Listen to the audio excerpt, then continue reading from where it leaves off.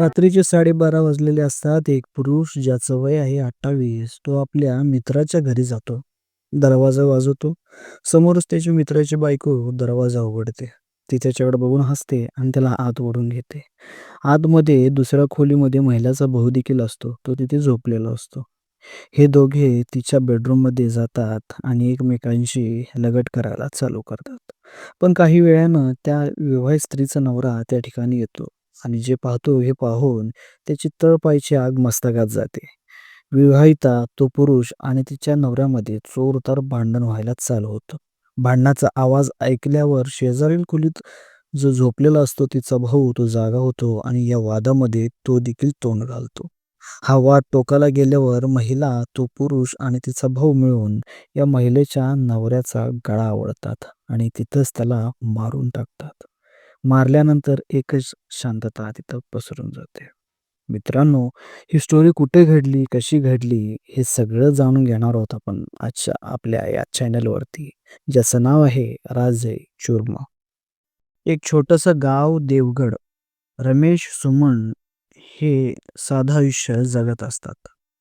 रमेशचं वय 35 वर्ष आणि सुमनचं वय 27 वर्ष. त्यांना 2 मुलीही होती.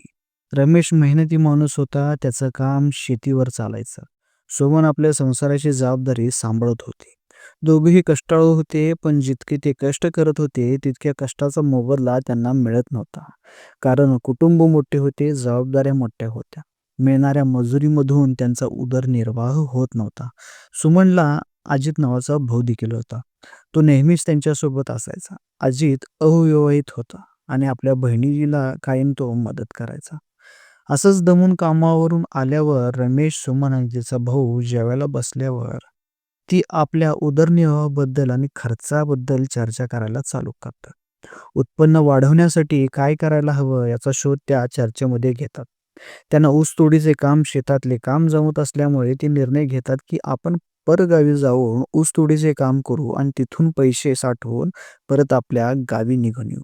ठरल्याप्रमाणे काही दिवसानंतर काही ऊसतोड टोळ्यांसोबत चर्चा करतात आणि ते त्यांच्यात सामील होतात. रमेश आणि सुमन ऊसतोडीसाठी त्या टोळ्यांसोबत पुण्याच्या बाहेर जाण्याचा निर्णय घेतात. त्यांच्यासोबत अजितही जातो. दोघेही या टोळीत सामील झाले आणि त्यांनी आपलं काम चालू केलं. काम त्यांच्या जमेचं होतं. त्या कामामध्ये ते रमू लागले होते. काम हे भरघोस होतं आणि त्याचा मोबदलाही ठीक त्यांना मिळत होता. सगळं काही व्यवस्थित चालू होतं. पण काही दिवसांनी त्यांच्या आयुष्यात एक व्यक्तीची एंट्री होते, ज्याचं नाव असतं संजय. संजय त्या भागातील रहिवासी होता. तो दिसायला चांगला, बोलायला हुशार. ज्या शेतामध्ये तोडणीचं काम घेतलं होतं, त्याच्याच्या परिचयाचा त्याच्याच नातलग तो व्यक्ती, ज्याचं नाव संजय. भरघोस संपत्ती होती, रुबाबही तेवढाच त्याचा दांडगा होता. तो ऊसतोड कामगारांमध्ये बोलता बोलता त्याची नजर सुमनवर जाते. तो तिच्याशी जवळीक साधण्यासाठी सारखं काही ना काही कारणं काढून त्याच्या जवळ जाऊन तो तिथं गप्पा मारायचा. असंच करता करता सुमनची नजर देखील त्याच्यावर पडते. ही त्याच्या बोलण्याला भाळून त्याच्याकडे ओढली जाऊ लागते. सुमन त्याच्या व्यक्तिमत्वाकडे आकर्षित होते. हळूहळू सुमन आणि संजय यांच्यात ओळख वाढते आणि असंच काही दिवस जातात. संजय आणि सुमनच्या ओळखीचं रूपांतर मैत्रीत होतं. नंतर ते अनैतिक संबंधांमध्ये बदलून जातं.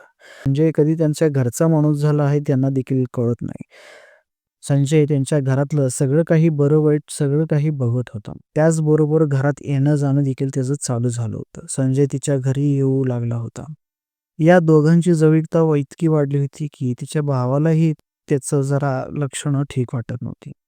अजितला लवकरच समजलं होतं. तोही यामध्ये पडत नाही. कारण संजय त्याला पैसे, दारू, पाणी आणि मौज-मजा करण्यासाठी भरघोस संपत्ती देत होता. पैसे त्याच्यावर उधळत होता. जेणेकरून तो या गोष्टीला आपल्याला मदत करेल. आणि हो, होतंही तसंच.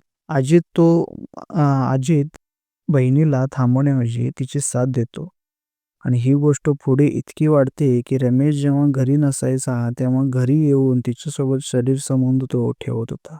असं काही महिने चालू राहतं. संजय वेळ मिळेल तिथे कधी शेतात तर कधी घरात स्वतःच्या गाडीमध्ये तर कधी कुठे पाहिजेल तिथे तो संबंध तिच्यासोबत प्रस्थापित करायला चालू करतो.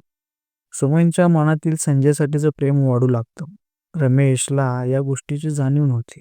पण जेव्हा रमेशला सुमनच्या वागणुकीत बदल जाणवायला लागतो, तेव्हा त्याला संशय येतो आणि तो या दोघांवर वास ठेवायला चालू करतो. संजय सुमनचं बोलणं नंतर त्याच्या डोक्यात जायला चालू होतं. तो सुमनला ताकीद करायला चालू करतो, की तू त्याच्याशी बोलायचं नाही. पण सुमन त्याच्या शब्दाला किंमत देत नसते. त्याच कारणानं रमेशला दारूचं व्यसन लागतो. तो रोज दारू पिऊन यायचा आणि सुमनला मारहाण करायचा. 2 महिने झालं, पण हे काही थांबत नव्हतं. ह्या गोष्टी अशाच वाढत होत्या आणि 2 महिन्यानंतर येते ती एक भयानक रात्र. 8 जानेवारी 2025 रोजीची रात्र. त्या दिवशी रमेशने खूप दारू पिली होती. बरेच दिवस सुमन आणि संजयने संबंध ठेवलेले नसतात. सुमनला संजयच्या अंगाची सवय लागलेली होती. ती फक्त मौका ओळखत होती, की कधी वेळ भेटतो आणि कधी संबंध प्रस्थापित करतो आणि इथेच तिला आज ती वेळ भेटणार होती. रमेश खूप दारू पिलेला असतो, त्यामुळे तो झोपी जातो. ते पाहून सुमनला वाटते, की हा आता सकाळीच उठणार. त्यामुळे सुमन संधीचा फायदा घेत संजयला फोन करून घरी बोलवते अश्लील चाळे करण्यासाठी. तो रात्री त्याची गाडी घेऊन 11:30 वाजता तिथे पोहोचतो. सुमनने त्याला आत घेते आणि आत घेताच चालू होतो त्यांचा खेळ. काही वेळ गेल्यावर त्या दोघांच्या आवाजाने रमेशला मध्येच जाग येते. तो इकडे-तिकडे पाहतो, पण त्याला कोणीच दिसत नाही, कारण सगळीकडे अंधार असतो. या दोघांनी लाईट घालवलेली असते. रमेश तसंच तोल सावरत उभा राहतो आणि लाईट लावायला जातो. लाईट लावल्यावरती त्याला जे दिसतं त्याने त्याच्या पायाखालची जमीन सरकते. संजय आणि सुमन एकमेकांच्या मिठीत निवस्त्र झोपलेली असतात. रमेश सुमनला शिव्या देत मारहाण करायला सरसावतो, पण संजय मध्ये पडतो.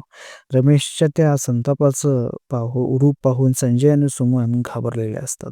संजय व रमेशमध्ये जोरदार बाचाबाची होते आणि पुढे असे होते, की दोघांमध्ये झटापट व्हायला चालू होते. एकच गोंधळ तिथे उठून जातो. काय करायचं काय नाही हे कोणाला सुचत नाही. यात सुनीताचा भाऊ अजित जागा होतो. त्या भांडणाच्या मध्ये तोही उडी मारतो.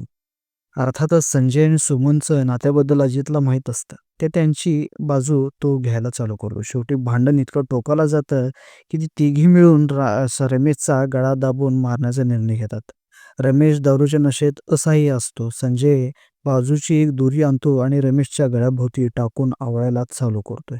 इकडे अजित आणि सुमन संजयला मदत करतात. काही घटका जाते आणि तिथेच रमेशचा मृत्यू होतो. रमेश मेल्यावरती सगळी भानावर येतात. काही वेळ विचार करतात आणि आता काय करायचं आणि या मृतदेहाची कुठे विल्हेवाट लावायची याचा विचार ते करायला चालू करतात. संजयला एक युक्ती येते. जवळच एका खाणीमध्ये काम चालू असतं. तिथे त्या मृतदेहाला फेकायचा निर्णय होतो. ठरल्याप्रमाणे संजय त्याची गाडी घराजवळ आणतो आणि संजय आणि अजित मृतदेह फेकण्यासाठी त्याच्या गाडीमध्ये तो मृतदेह लोड करतात आणि दोघं मृतदेहाची विल्हेवाट लावण्यासाठी निघून जातात. 2 तासांनी ते त्या खाणीत पोहोचतात. पोहोचल्यावर ते त्या खाणीच्या काही निर्जन भाग हुडकायला चालू करतात. तशी जागा त्यांना मिळाल्यावर त्या जागी मृतदेह फेकून देतात. फेकून दिल्यावर ते गाडीच्या दिशेने जायला लागतात. पण अजित मध्येच थांबतो. त्याला शंका येते, की जर आपण याची बॉडी अशीच टाकली तर त्याला ओळखणं सोपं होईल आणि पोलीस चेहरा पाहून त्याची ओळख काढून आपल्यापर्यंत सहज पोहोचतील. म्हणून अजित परत जातो आणि एक भला मोठा दगड घेऊन येतो आणि रमेशच्या चेहऱ्यावर घाव घालायला चालू करतो. दगडाने चेहरा ठेचल्यामुळे रमेशचा चेहरा विद्रूप होतो. शेवटी मृतदेहावर माती टाकत ते तिथून निघून जातात. काही दिवस कोणालाही काही तिथं समजत नाही. मजूर येत असतात, काम करत असतात. पण कोणाला काही तिथं दिसत नाही. तिथे काही दिवसांनी वास यायला चालू होतो. तो वास मजुरांच्या नाकाला लागल्यावर मजूर त्या वासाच्या दिशेने चाल करतात. थोडं अंतर गेल्यावर ते दृश्य पाहतात. ते पाहून त्यांचा थरकाप उडून जातो आणि आरडाओरडा करायला ते मजूर तिथं चालू करतात. सगळे जमा झाल्यावर त्यातले काही जण पोलिसांना कॉल करतात. पोलीस काही वेळात घटनास्थळी दाखल होतात. जेव्हा मृतदेहाला पाहतात तेव्हा त्यांचाही थरकाप उडतो. कारण आरोपींनी अतिशय क्रूरपणे त्या व्यक्तीस मारले होते. चेहरा विद्रूप असल्यामुळे ओळख पटत नव्हती. मात्र गुन्हेगारांनी एक चूक केली होती. त्या मृतदेहाच्या पाकिटामध्ये त्याची कागदपत्र, त्याचे कार्ड जसे तसेच ते ठेवले होते. त्या त्या कार्डच्या आधारे पोलीस चौकशीला सुरुवात करतात. काही दिवस गेल्यावर पोलिसांचे त्यांचे धागेदोरे हळू-हळू घावायला चालू होतात. पोलिसांना समजते की हा ऊसतोड कामगार आहे आणि इथं ऊस तोडणीसाठी शहरात आला होता. पण कुठून हे त्यांना माहीत नव्हतं. या चौकशीला सामोरे जाताना त्या एका टोळीला भेटतात. त्या टोळीच्या म्हणण्यानुसार त्यांच्या मधलाच एक व्यक्ती अर्धवट काम सोडून तो त्याच्या आणि कुटुंबाबरोबर गायब झाला होता. असतं. पोलिसांना याचा संशय येतो. संशयाला ते लीड धरतात आणि पोलीस त्या तळापर्यंत जाऊन पोहोचतात. पोलीस सुमन आणि अजितच्या गावात पोहोचतात. सुरुवातीला ते उडवाउडवीची उत्तरं द्यायला चालू करतात. पण पोलिसांनी जेव्हा त्यांच्या खाक्या त्यांना दाखवल्या, त्यावेळेस ते सर्व काही सांगायला चालू करतात आणि नंतर चौकशी दरम्यान सुमन, अजित आणि संजयने सर्व काही कबूल करतात. त्यांनी रमेशची हत्या केल्याचे ते मान्य करतात. मित्रांनो, एक महिलेनं वासनाच्या आहारी जाऊन आपलं कुटुंब उद्ध्वस्त केलं. या तिघांच्या चुकीमुळे 3 कुटुंब उद्ध्वस्त झाली. म्हणून कोणतंही पाऊल उचलण्याआधी विचार करा.